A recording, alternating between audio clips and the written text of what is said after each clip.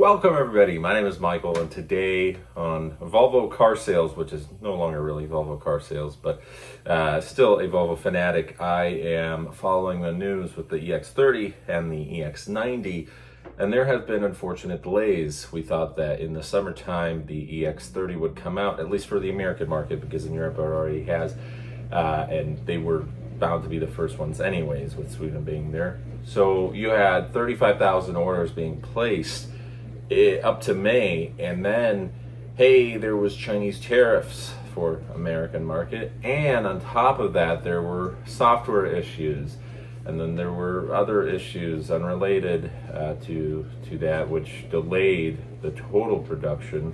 And now the X90 has been pushed back to 2025, or was supposed to be Q3 Q4 of this year. So it is not pleasant for those who already have purchased or placed their orders.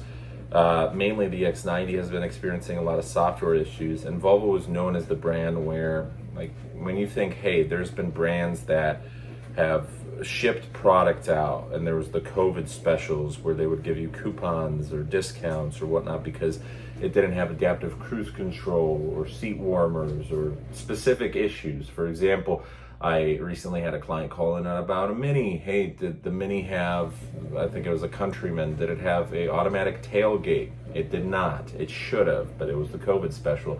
And it also didn't have the seat warmers. The Audi, I work at Audi now, and Audi had a lot of these COVID special vehicles where adaptive cruise control just wasn't on. It should have been on these luxury vehicles, but it just wasn't on there due to the chips and whatnot. There was a bunch of manufacturers that did that. Volvo did not, but now they are, because unfortunately for whatever reason they're not able to fully have everything ready. Now they're saying that, similar to a video game, they will be able to program certain things that are currently promised features that are missing. Yes, the vehicle's delayed, and when the vehicle does arrive, it will be missing some features, but don't worry, after a couple updates, it should be there, although you might have to bring it into your local service department. So it is a rather interesting turn of events here, especially when you're talking about, again, a luxury vehicle that is going to cost you north of $80,000. But the over-the-air updates is kind of a unique feature, I guess, where with Audi, if your vehicle didn't have the adaptive cruise control, that's it. It just didn't have it, and that's going to be a problem later trying to resell that, because a couple years from now, when you're going to trade that vehicle in or reselling private, people are going to notice, especially if it's a common feature that people really want. For example, seat warmers in a cold climate, or AKA Volvo thankfully doesn't do that, because if they did in very frozen territories, that would not be publicly received very well. So back to the EX30, this is reminiscent of the Volkswagen ID.4 or the Chevy Blazer EV. When that came out, there was a lot of software issues, and the Volkswagen ID.4, it was a cool car. I actually sold one and drove one. It was really fascinating, just the way it drove and looked, and it was a unique car at the time when it was built, but there was a lot of issues. It was glitchy, and Volkswagen, currently a Volkswagen owner myself as well, the Passat I have, infotainment glitches out like crazy. I mean, CarPlay, it does these weird buzzing noises. I looked it up. It's a common feature, but alongside that, there was a lawsuit recently for ABS and whatnot. I did not take part of that because you needed to fix your vehicle. I haven't done anything to my vehicle because can't afford to do that right now, but there's a lot of issues with certain Volkswagen models, and we certainly can't forget about Dieselgate. So there's some manufacturers where they unfortunately are associated with some really bad things they've done in the past. And I'm not talking about the way past, but the like 10 years ago, and it's kind of tough to live up from that. Now, thankfully, Volvo is not in that same position, but it's not a great start. It's a very rocky start in Europe for these EX30s. You have a variety of issues. So your screen goes from black, where at the dealership, sometimes we did have that as well. It's usually an easy fix, although with my wife's S90, sometimes it happens as well. The screen goes black, although her infotainment system is less glitchy than my current Volkswagen Passat's infotainment system, so I will give it that. The common issues in the S90 that we had was CarPlay would stop working, the maps would glitch out, Music would glitch out. It would randomly skip songs on Spotify. Her system should have the YouTube app. This should have been a long time ago, and her system is updated. I did double check, and I was very confused. It never received the YouTube app. That I sold a bunch of vehicles with the YouTube app. I took in a lot of vehicles where we saw these older vehicles with updates have the YouTube app, and for whatever reason, still to this day, so many updates later, she still does not have it. Why? Who knows? It's a glitch. I have no idea how to fix it, but there's a lot of these small little things. It doesn't bother us, but steering wheel buttons not responding, cars not responding to charging. That's what I did have, where the steering wheel buttons did not respond on a vehicle. Unfortunately, an XC60 that I was delivering, and it also received a check engine light from certain things. It was a small issue. It was a technical glitch. There was no issues with the engine. Unfortunately, it happened when I was trying to deliver the vehicle, and well, I informed the customer about this. I was halfway to her house. We gave her the loaner, and we returned the very next day to give her a fully fixed car. So it happens. You know, you're going to be selling a lot of vehicles. There's going to be problems with every vehicle out there, whether it's a Lamborghini or a Volkswagen or an Audi. Okay, I'm only giving examples from the Volkswagen group, or an Alfa Romeo or Maserati, because we know those are certainly reliable. No, even though reliable ones, Toyotas and Hondas, I mean, we had a Honda Accord, even on this channel you can find, or Civic or whatever, I think it was an Accord that was glitching out the infotainment screen and something, but whatever, every vehicle has its issues. So, in terms of this, the EX30 remains on sale in Europe. In the UK, though, it has been impacted to the 2025 model, and that could be due to the steering wheel adjustments on the other side. I have no idea. You're only able to configure a 2025 model instead of a 2024 in the UK, and it says the EX30 model year 2024 is no longer available for new configurations. However, you're welcome to browse our stock cars. There was no similar notices for France, Germany, or Sweden. Now, a UK forum member for EX30 owners wrote that the ordering's been disabled entirely for 3 months for his dealership and his UK website. Right now in Europe, the EX30 has been the third best-selling EV. This is behind the Tesla Model Y and the Model 3. And that's again with the 35,000 units up until the end of May, which isn't a bad number at all, especially considering this is kind of a brand new territory for Volvo. Hey, it's our smallest, it's our fastest, it's our coolest EV, with some slight delays. There was also recalls with the EX30, and that was over a fault that sent the speedometer into test mode on startup. It could be fixed with an update. Most of these things can be fixed with updates. Test mode, limp mode, whatever, turtle mode. These are when the vehicle usually arrives to the dealership and you can't really do anything. And I think you can't go over, in America, at least like 25 miles an hour. Not an ideal situation. So EX90, the Volvo buyers who actually placed their orders received an email that certain features would be missing upon delivery. You click the email, it sends you to a web page, and of the features that are missing, one of them is pretty important. One of them's something that people will miss for sure. It's in their current vehicles, probably, if they're already current Volvo owners, or if you're coming from other brands as well. I mean, Chevy's had this for so many years. Apple CarPlay and Android Auto, but Apple CarPlay is the big one. It's a basic feature found on cars costing less than half of the EX90, but it's not going to be there. It will reappear later. And what's interesting is, us as salesmen, we were promoting this model that, hey, this is going to be the one where it's wireless CarPlay, because previous models, you have to be plugged in. Well, it's not going to happen, at least initially, but later it will. Not to worry, slight hiccup. And usually we've seen this with Range Rovers and Infinities and a whole variety of very fantastic Cadillacs, cool cars that have just come out. And it's usually the first model year is the worst of production, because that's where all the kinks are really starting to spruce up in the armor. And then the second or third potentially model year, that's when it's the best time to purchase this vehicle, because you don't have to be the test guinea pig. So the list of missing features can be split into two. You have the important and the not so important.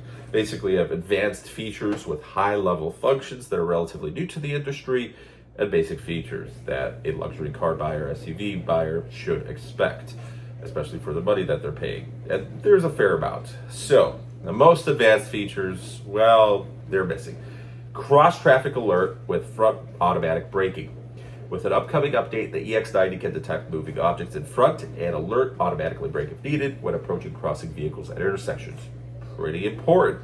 Straight crossing path. The EX90's ability to keep a lookout in the area surrounding the car is already very good, and soon it will receive a boost that gives it even more powers at crossings. It will be able to notify you of potential hazards coming from the sides when crossing intersections. The EX90 will even be able to auto brake if needed. Curve speed assist. From delivery, pilot assist or adaptive cruise control makes long distances a luxurious and relaxing experience. It'll be enhanced further in the future with the addition of automatic speed reduction for curves. Apple CarPlay. Don't really need to go into that, but obviously for iPhone users, it's very nice to just say, hey, as you know who I'm talking about. I'm recording on an iPhone right now, so I don't want her to freak out. And other Apple devices, sometimes at night you say the wrong word and you hear, ding, hello, and you're like, whoa, that's a little creepy. A light theme in the center and driver screen. For now, black is the new black, and to start, the central screen and driver screen will feature this timeless dark appearance. The screens don't work. I mean, kind of important, not really, but it's something you would like to have in your vehicle, especially if you're paying $80,000. That's the one that probably, the other stuff really important, but this is the one the driver will be reminded of every single day. As soon as they start their vehicle, oh, there's these giant screens that don't work. Whoops. No, not to worry though, it will be updated. So listen, every manufacturer, I mean, you gotta tease a little bit sometimes, right? You gotta you gotta play with the punches, or however that, I don't know. So with Volvo, I love Volvo. Volvo's not perfect. No manufacturer's perfect. We get it. Things happen. It's not ideal.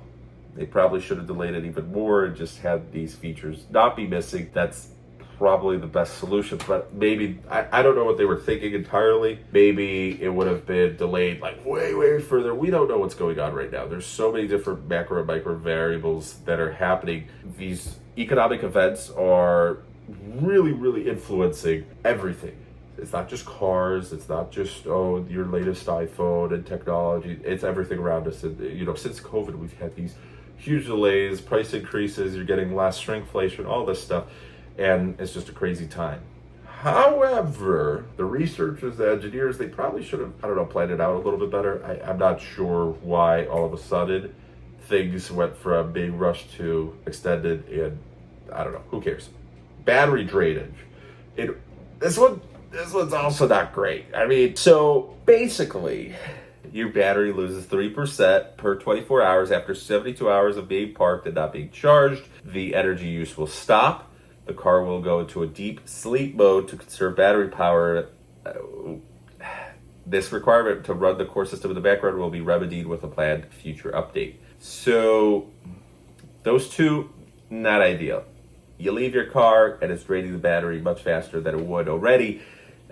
Let's say if you're in a cold climate. On top of that, you're losing 3%. What they advertise, it could be more, who knows, but let's just trust them. It's not great. Smart charging, also losing that. After a software update over the air, the EX90 will have the capability to help balance your power grid usage and optimize charging times at homes. It's a neat little feature, but it's not like anything crazy. The big stuff is the use of the LiDAR. That's what everybody was really excited about. That's the self-driving portion of that car. It's there, but it's not going to be active at the launch. Charging services, they're going to be left out too.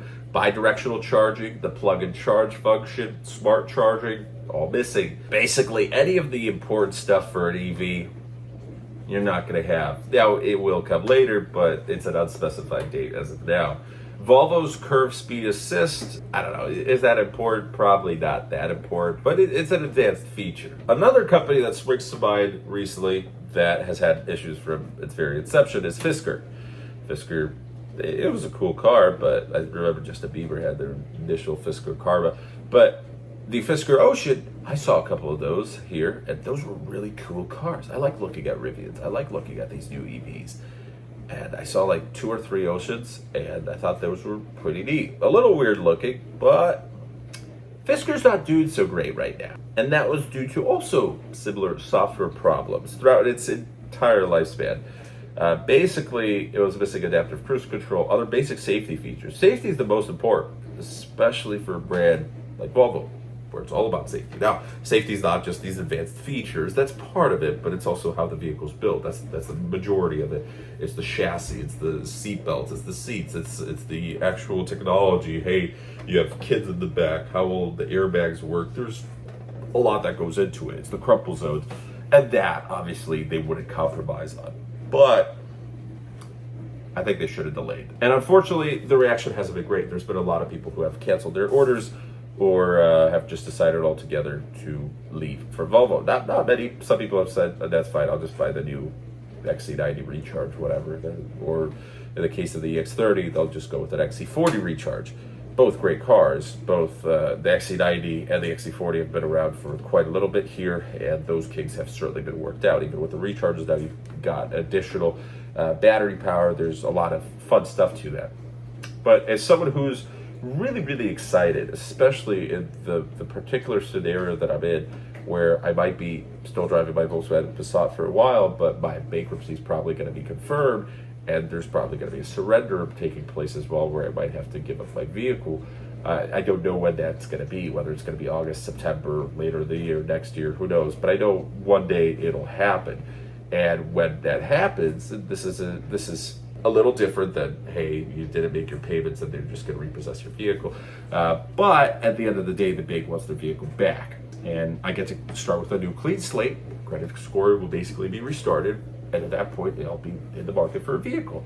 And the reason I have my Volkswagen is this is what I got after I crashed my Volvo EX30, and I missed that car dearly. I totaled it completely. So that's why safety is important. But the Volkswagen was my wife's previous car. She got the new car, and it's like, okay, that's cool, but I really, really wanted the EX30.